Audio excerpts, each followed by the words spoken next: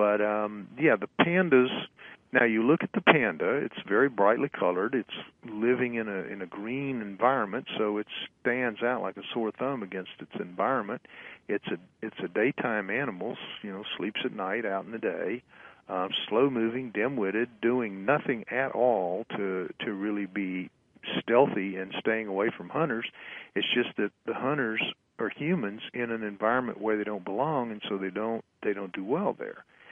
Well, now you imagine hominoids in the same kind of environment, and they're sharp, they're smart, they see better, hear better, smell better than you do. They're nocturnal animals for the most part, seldom seen in the day, much more at night. And they're just very highly mobile. So in every way, they have the advantage over us in their own environment, and it shows. That's why when we see them, it's surely by accident, and hunters that go out there with the intention of looking for them, it's like they have a sixth sense and they stay away. So it's or they smell them a mile away. Well, they can smell you, yeah, but even if the wind's in your favor, you can get up on them close the way they did with the Patterson film, and obviously the way Frank Hansen did when he killed the Minnesota Iceman. I mean, yeah. they've been filmed, they've been killed, they've been seen, but all that's just blown away, blown off by science is just not reliable, because all you have to do is give science an excuse to not believe it, and that's it. They rally in behind whatever reason there is to not believe it, and that's it. The Patterson film, oh, well, it was filmed. That could have been faked. So there you go. That's fake. Hey, Lloyd, do you have any knowledge of any skeletal remains of any creatures or such? Yeah, there are the remains of Xana somewhere in a cemetery in a village called Tikhina in Russia. I think it's Uzbekistan. And she was a hominoid that was kept as a slave, pretty much, in a community in Russia, Tikhina, from about 1850 to about 1890 when she died. So in those 40 years, she stayed there, and she did the heavy lifting for many of the villagers, the onerous work that has to be done in a primitive village like that. She'd carry the water, she'd fetch the wood, and she was a sex slave as well for any of the men that wanted to have her in the area. And so she ended up getting pregnant 8 times, and she produced 4 offspring that lived, offspring with humans, so they were hybrid beings with her, and she's clearly a hominoid. And they came out looking much more human than hominoid, although they were different than the other humans in the village somewhat, noticeably. Well, she's buried in there in that village's cemetery, but nobody knows where. So her son, Kvit, he had been buried about 10 years before some Russians went in and did a very careful study there about her, and so they exhumed his grave and were able to recover his skull and I think some of his body bones. So we have that much to work with if people were willing to work on it. But again, because science just dismisses that stuff as ridiculous garbage, they don't want to be bothered. They don't want the apple cart upset on their watch. They don't want the paradigm changing while they're in charge, and so they work very hard to see that everything stays more or less the same as it is without any real big changes, like, for example, proving that hominoids are real or proving that aliens are real or anything like that. It would just wreck their careers, their lives, certainly ruin their day. And they don't want to cope with that, so they work very hard to avoid having to do it. What sort of populations would you say these hominoids may have in the different around areas? the world? I would imagine hundreds of thousands, literally. I mean, we're in the billions. I don't see how they could maintain breeding populations without them being in the hundreds of thousands, literally.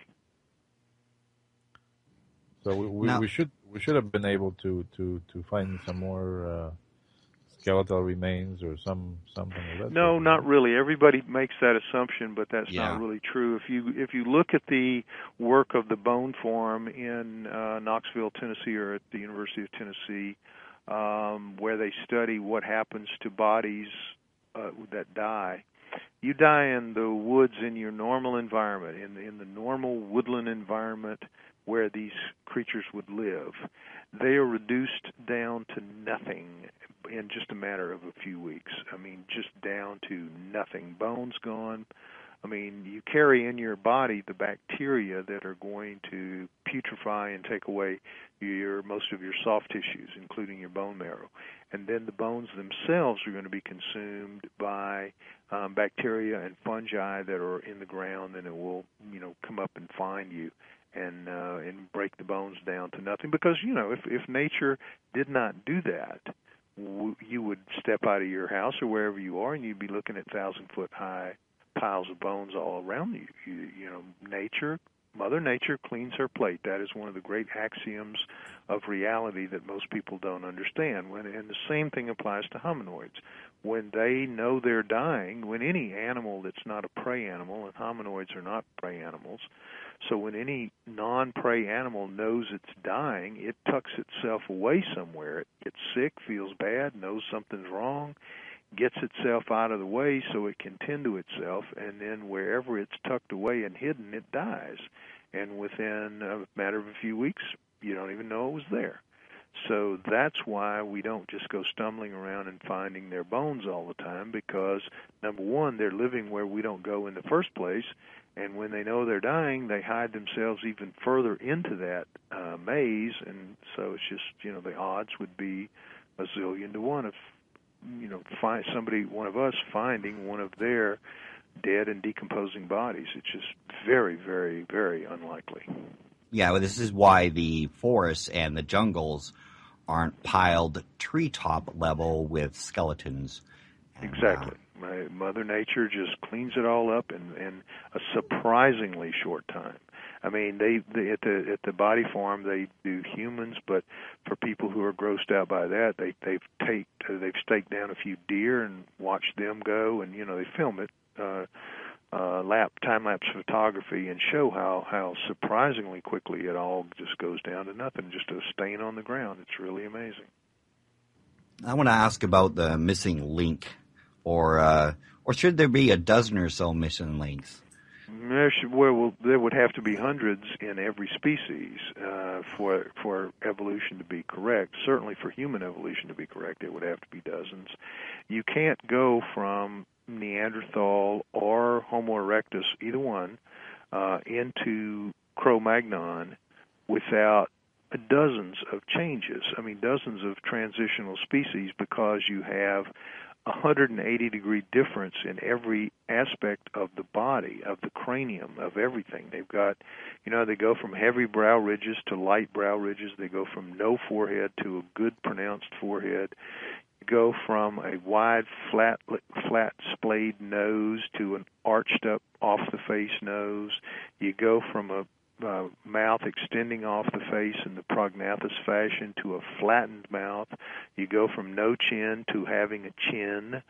I mean, you go from big round night vision eyes to those squared off rectangles that we have that don't see so well at night.